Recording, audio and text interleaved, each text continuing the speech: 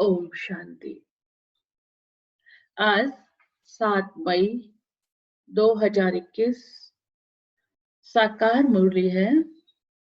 बाप दादा बोले, मीठे बच्चे, रावण ने तुम्हें बहुत पीड़ित किया है। अभी तुम भक्तों का रक्षक भगवान आया है तुम्हारी पीड़ा को दूर करने।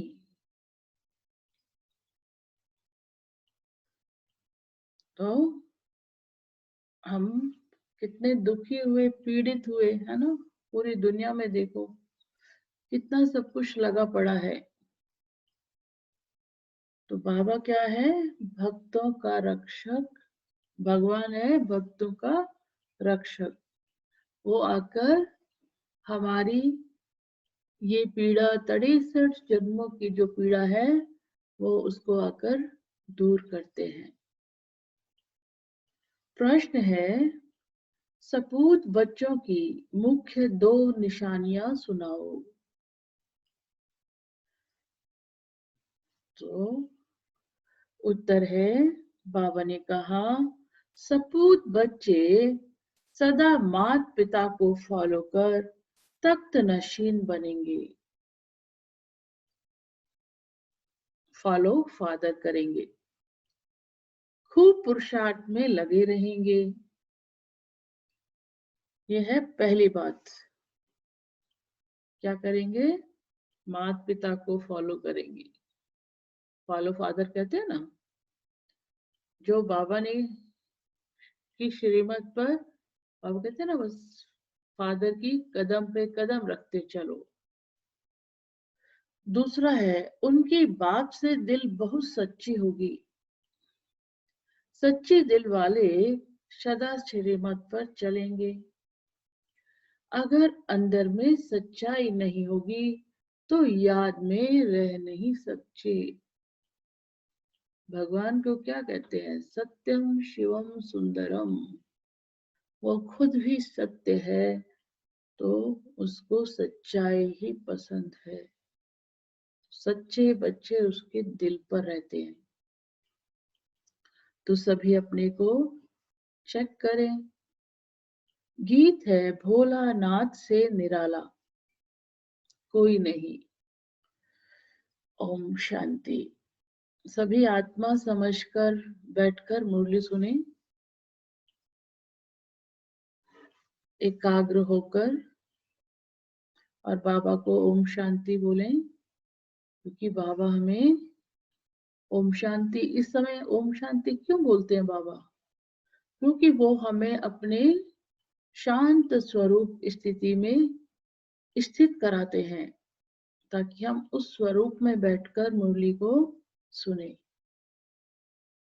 तो ओम शांति।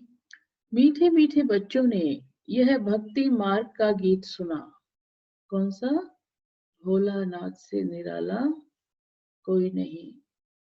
भक्त इस गीत का अर्थ को नहीं जानते। तुम भगवान के बच्चे बने हो। भगवान रक्षक है भक्तों का। तुम भी रक्षक हो भक्तों के। भक्तों की रक्षा करते हो। कौन सी आफत है जो भक्त रक्षा करने के लिए भगवान को बुलाते हैं? क्या कह रहे हैं? कौन सी आफत है जो भक्त रक्षा करने के लिए भगवान को बुलाते हैं? भक्तों को रावण का बहुत दुख है। रावण संप्रदाय पीड़ित है दुखों से, तो भोलानाथ को याद करते हैं। वह है रावण संप्रदाय, यह है राम संप्रदाय। भक्तों को यह पता ही नहीं है कि हमारा रक्षक कौन है। भल गाते हैं भोलानाथ रक्षक है, परंतु क्या रक्षा करते हैं यह नहीं जानते। तुम बच्चे अब समझते हो कि भोलानाथ शिव बाबा ही बिगड़ी को बनाने वाला है। दुनिया को तो पता ही नहीं है कि भगवान किसको कहा जाता है। भगवान का पता हो तो फिर भगवान की रचना के आदि मध्य अंत का भी पता हो। न भगवान को जानते न रचना का पता है, इसलिए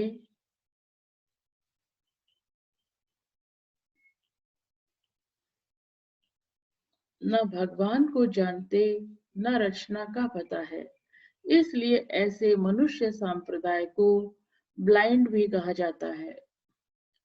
दूसरी तरफ तुम हो जिनको दिव्य दृष्टि मिली है। अब तुम्हारा नाम ही है ब्रह्मा कुमार कुमारियां। बोर्ड पर भी नाम लिखा हुआ है ब्रह्मा कुमारी ईश्वरीय विश्वविद्यालय। सिर्फ ब्रह्मा कुमारियां हो नहीं सकती, प्रजापिता ब्रह्मा है ना। पिता के पास बच्चे और बच्चियां दोनों आते हैं। ब्रह्म प्रजापिता ब्रह्मा को ही इतने ढेर बच्चे हो सकते हैं, तो समझना चाहिए कि यह बेहद का पिता है। यह भी जानते हैं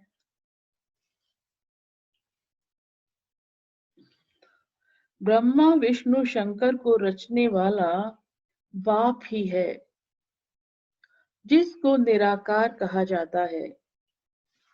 यह हो गया बेहद का बाप। यह भी जानते हो परम पिता परमात्मा ब्रह्मा द्वारा रचना रचते हैं। इनकी सारी रचना है। सब मनुष्य मात्र वास्तव में शिववंशी हैं। सब मनुष्य मात्र वास्तव में शिववंशी हैं। शिववंशी क्यों है? क्योंकि शिव बाबा निराकार ज्योति बिंदु है और हम भी आत्माएं हैं इस देह में। तो निराकार आत्माओं का पिता है शिव निराकार परम पिता। अभी तुम आकर प्रजापिता ब्रह्मा की संतान बने हो। यह है नई रचना। परम पिता परमात्मा ब्रह्मा द्वारा रचना रचते हैं, तो तुमको ब्रह्मा कुमार कुमारी कुमारियां कहा जाता है। इतने बेहद के बच्चे हैं, जरूर बेहद का वर्षा लेते होंगे। बच्चे जानते हैं हम ब्रह्मा कुमार कुमारियों को शिव बाबा ने अडॉप्ट किया है। शिव बाबा कहते हैं तुम हमारे बच्चे हो। तुम आत्माएं भी निराकार थी, परंतु ज्ञान तो साकार में चाहिए। तुम जानते हो हम आदि सनातन देवी देवता धर्म के थे। ब्रह्मा द्वारा रचना यहाँ होती है। शिव जयंती भी यहाँ मनाई जाती है। यहाँ मगध देश में ही जन्म लिया है। बाप कहते हैं यह देश बहुत पवित्र स्वर्ग था। अभी इनको नर्क मगध देश कहा जाता है, फिर स्वर्ग बनना है। तुम बच्चों की बुद्धि में है शिव बाबा हमको फिर से राजयोग सिखाए पवित्र बनाते हैं। गाते भी हैं पतित पावन भक्तों के रक्षक भगवान। भक्त ही पुकारते हैं, पतित होते हुए भी अपने को पतित नहीं समझते हैं। अगर हम उनको अभी ये कहें कि आप पतित हो तो बिगड़ जाएंगे ना कि हमको पतित कहते हैं, लेकिन खुद ही देवी देवताओं की मूर्तियों के आगे जाके क्या कहते हैं? तुम पावन हो, पवित्र हो और हम नीच पापी हैं, कहते हैं ना, खुद ही कहते हैं। लेकिन अगर हम बोलें कि आप पतित हो तो वो बिगड़ जाएंगे। बाप कहते हैं तुम बहुत पवित्र। शिव जयंती भी यहाँ मनाई जाती है। यहाँ मगध देश में ही जन्म लिया है। बाप कहते हैं यह देश बहुत पवित्र स्वर्ग था, अभी इनको नर्क मगध देश कहा जाता है, फिर स्वर्ग बनना है। तुम बच्चों की बुद्धि में है, शिव बाबा हमको फिर से राजयोग सिखाए पवित्र बनाते हैं। गाते भी हैं पतित पावन भक्तों के रक्षक भगवान। भक्त ही पुकारते हैं, पतित होते हुए भी अपने को पतित नहीं समझते हैं। बाप समझाते हैं तुम सभी पतित हो। पावन दुनिया सतयुग को और पतित दुनिया कलयुग को कहा जाता है। बाप तुम्हें सब राइट बताते हैं। लाखों वर्ष की तो कोई चीज होती नहीं। मनुष्य घोर अंधियारे में है। समझते हैं कलयुग तो अभी छोटा बच्चा है, और तुम जानते हो मौत सामने खड़ा है। अंधियारे और रोशनी का वर्णन संगम पर ही किया जाता है, और किसी भी युग में हमें ये ज्ञान नहीं होता कि हम आधा कल्प रोशनी में होते हैं और आधा कल्प सत्युग त्रेता सुख की दुनिया होती है, द्वापर कलयुग दुख होता है, ऐसा हमें नहीं पता होता। ये संगम पर ही आकर बाबा हमको सृष्टि का आदि मध्य अंत का ज्ञान सुनाते हैं और हमें बताते हैं। बाबा कहते हैं सतयुग में तुम यह वर्णन नहीं कर सकेंगे। अब तुम घोर प्रकाश में आए हो, वहां यह नॉलेज ही नहीं रहती। इस समय बाप बैठ बच्चों को समझाते हैं तुम सतयुग में सूर्यवंशी घराने के थे, फिर अंत में आकर सूर्यवंशी घराने के बने हो, अब फिर ब्रह्मावंशी बने हो। अभी तुम हो सर्वोत्तम ब्राह्मण कुल के, तुम हो ऊंचते ऊंच। यह ईश्वरीय कुल है ना। बाप के पास आते हैं तो बाबा पूछते हैं किसके पास आए हो, तो कहते हैं बाप के पास। बाप दो हैं, एक लौकिक और दूसरा पारलौकिक। सभी सालिग्रामों का बाप एक ही शिव है। तुम्हारी बुद्धि में यह टपकता है हम एक बाप के बच्चे हैं, जिससे वर्षा लेते हैं। निराकार वर्षा तो स्वाकार द्वारा ही देंगे ना। बाप खुद कहते हैं मैं साधारण तन में आकर प्रवेश करता हूँ। अब बाप बच्चों को कहते हैं देही अभिमानी भव, अपने को आत्मा समझो। यह देह विनाशी है, आत्मा अविनाशी है। आत्मा को ही 84 जन्म लेने पड़ते हैं, न कि देह को। देह तो बदलती रहती है, फिर दूसरे मित्र संबंधी मिलते हैं। अभी आत्मा को बेहद के बाप से वर्षा लेना है, परम पिता परमात्मा द्वारा। तुम ही सुनकर फिर धारण करते हो। संस्कार तुम्हारी आत्मा में है, आत्मा में ही संस्कार रहते हैं। ऐसे नहीं कि शरीर के संस्कार कहेंगे, नहीं, तुम्हारी आत्मा के संस्कार तमो प्रधान हैं, उनको अब चेंज करना है। काया कल्प तरु कहा जाता है। काया कल्प वृक्ष समान बनती है, आयु भी बड़ी रहती है। तुम जानते हो यहाँ तो आयु बहुत छोटी रहती है। छोटी छोटी आयु में ही बड़े बैठे बैठे अकाले मृत्यु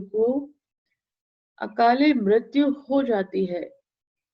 अभी तुम काल पर विजय पाते हो। वहां काल कभी खाता नहीं, अकाले शरीर नहीं छूटता।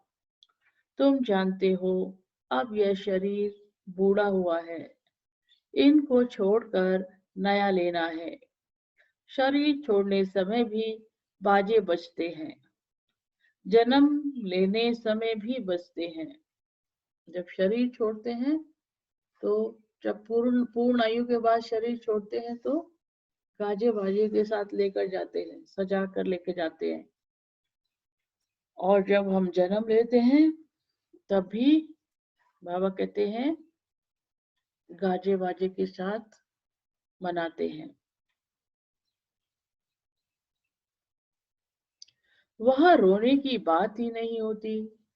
तुमको भ्रमरी का मिसाल भी समझाया जाता है। तुम हो ब्राह्मण ब्राह्मणिया, ब्राह्मणी और भ्रमरी राशि मिलती है।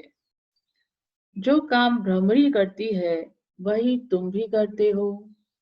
वंडर है ना। भ्रमरी का दृष्टांत कछुओं का, सर्प का, यह सब शास्त्रों में है। सन्यासी आदि भी यह मिसाल देते हैं। अभी तुम बच्चे बाप द्वारा सब समझ रहे हो। वह तो हुआ भक्ति मार्ग। पास्ट का गायन करना, इसका फिर बाद में गायन होगा। इस समय ही बाप इस तन में आते हैं। इनको माना ब्रह्मा को भगवान नहीं कहा जाता है। वह तो फिर अंधश्रद्धा हो जाती है। ऐसे भी मनुष्य हैं जो राम को, कृष्ण को भगवान समझते हैं। कृष्ण के लिए, राम के लिए भी कह देते वह तो सर्वव्यापी है। कोई कृष्ण पंथी, कोई राधे पंथी होते हैं। राधे पंथी वाले कहेंगे सर्वत्र राधे ही राधे है। कृष्ण पंथी कहेंगे जिधर देखो कृष्ण ही कृष्ण है। राम पंथी राम राम ही कहेंगे।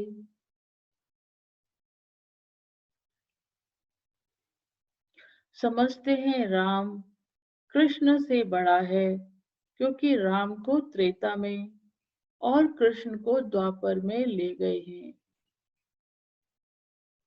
भक्ति मार्ग में राम को तो त्रेता में दिखाते हैं, लेकिन कृष्ण को कहाँ दिखाते हैं? सत्युग में नहीं दिखाते, द्वापर में दिखाते हैं। कितना अज्ञान है।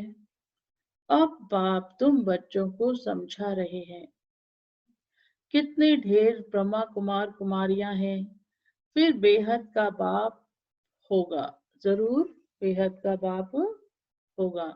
तुम कोई से भी पूछ सकते हो, कभी नाम सुना है प्रजापिता ब्रह्मा का? बाप ने स्वर्ग की नई रचना रची है। गाया भी जाता है ब्रह्मा द्वारा ब्राह्मण। जब तक तुम सब ब्रह्मा मुख की वंशावली नहीं बने हो, तब तक दादे से वर्षा ले नहीं सकते।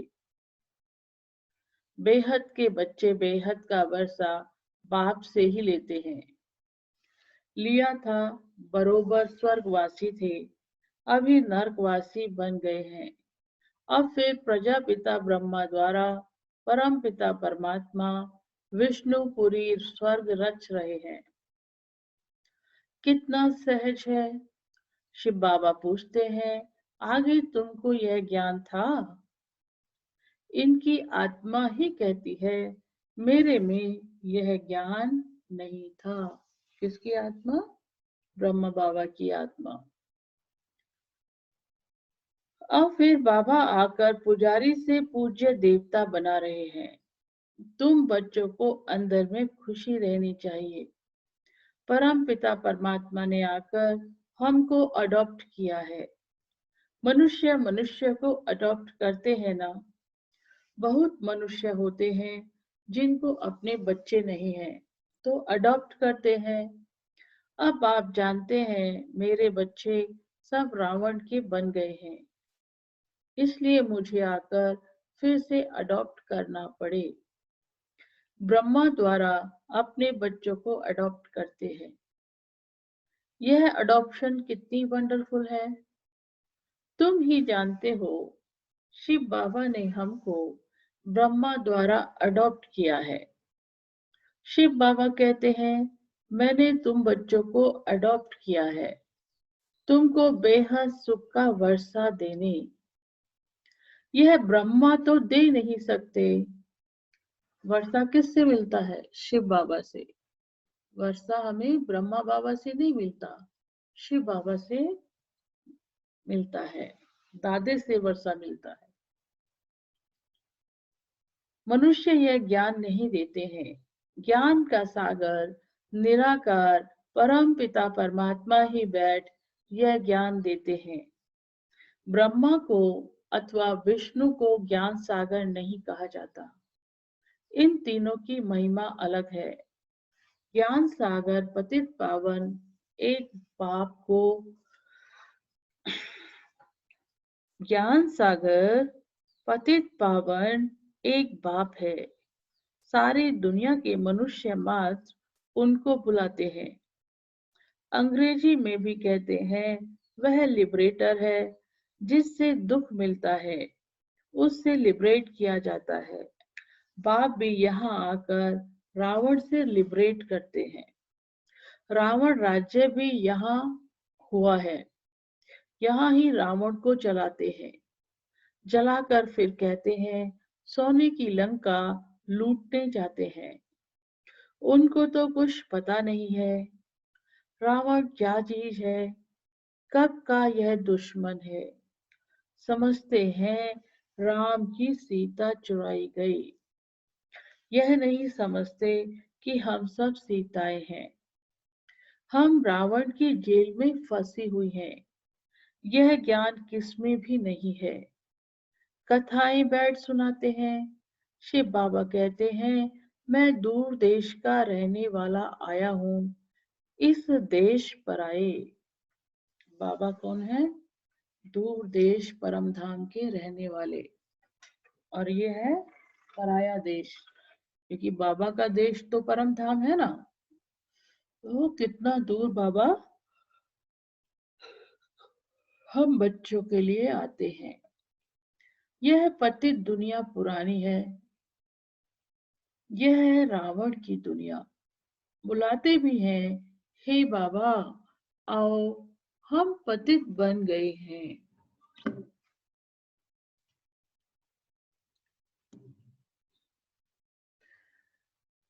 बाबा कहते हैं हमको पावन बनाने इस पतित दुनिया में आना पड़ता है। और मुझे आना भी उस तन में है जो पहले नंबर में पावन था। जो सुंदर था वही अब श्याम बना है। कितनी वंडरफुल बातें हैं। कृष्ण को श्याम सुंदर क्यों कहते हैं यह किसको पता नहीं है। क्या एक कृष्ण को ही सर्प ने डसा? सत्युग में थोड़े ही सर्प आदि होते हैं। पाप कहते हैं यह अंतिम जन्म मेरे कारण पवित्र बनो तो पवित्र दुनिया के मालिक बनेंगे। सिर्फ मुझे याद करो और पवित्र बनो। अल्फ को याद करो तो बेबादशाही तुम्हारी है। यह है सहज राजयोग, सहज राजाई। बच्चा पैदा हुआ और वर्षे का अधिकार बना, हकदार बना। यहाँ भी बच्चे जानते हैं कि हम बाप के बने हैं तो स्वर्ग की राजाई के हम हकदार हैं। अब बाप कहते हैं सतो प्रधान से तुम तमो प्रधान बन गए हो, फिर सतो प्रधान बनना है। ज्ञान और योग सीखने में 1 सेकंड लगता है। बच्चा पैदा हुआ और वारिस निश्चय किया। तुम बाप के बने हो तो राजधानी का वर्षा तुम्हारा है। तुम राजा रानी सब तो नहीं बनेंगे। यह है राजयोग। राजा रानी प्रजा साहूकार गरीब सब चाहिए। इसलिए रुद्रमाला भी बनी हुई है। राजधानी स्थापन हो रही है ना, तो राजधानी में तो सभी आएंगे।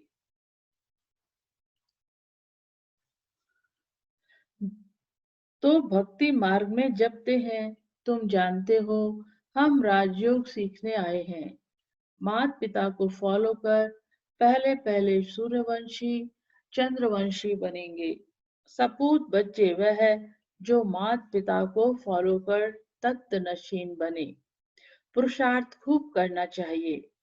बाप कहते हैं मुझे याद करो तो करते नहीं, श्रीमत पर चलते नहीं हैं।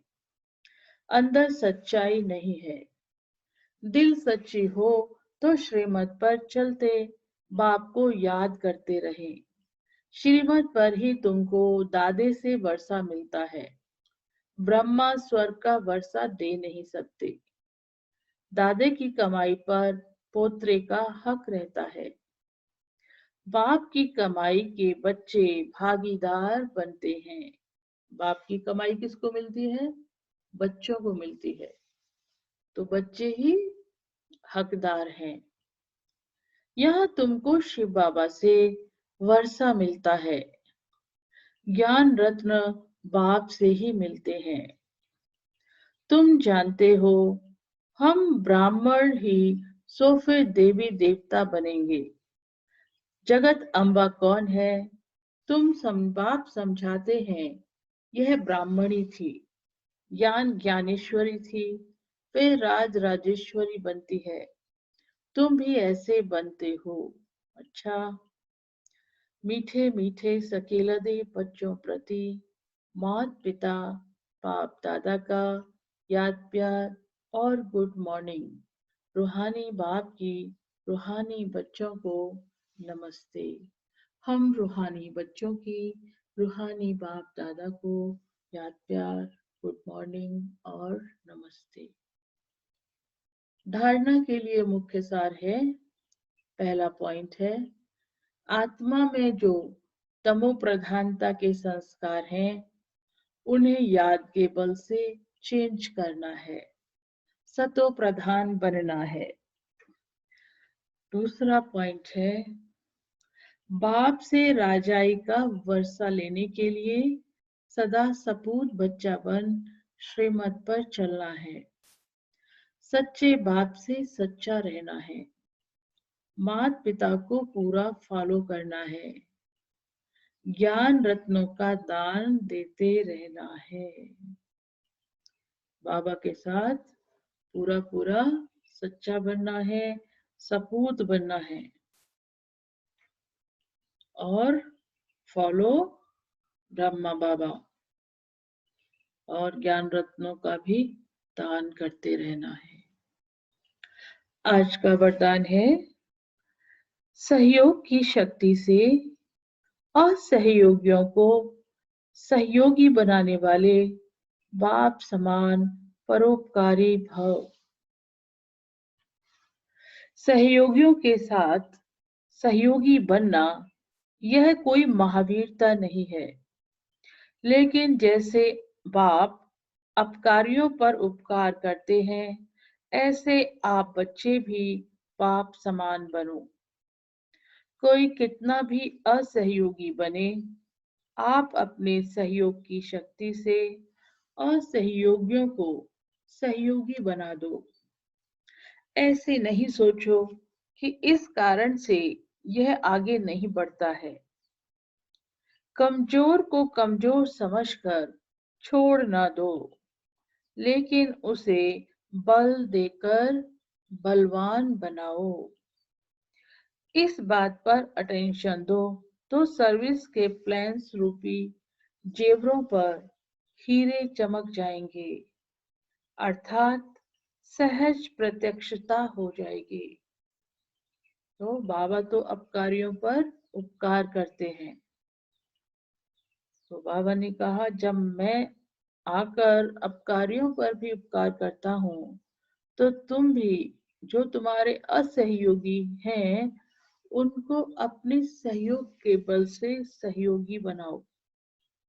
तो बाबा की प्रत्यक्षता, सेवा बढ़ जाएगी और बाबा की प्रत्यक्षता जल्दी हो जाएगी। आज का स्लोगन है, क्रोध का कारण है स्वार्थ व ईर्ष्या। क्रोध क्यों करते हैं?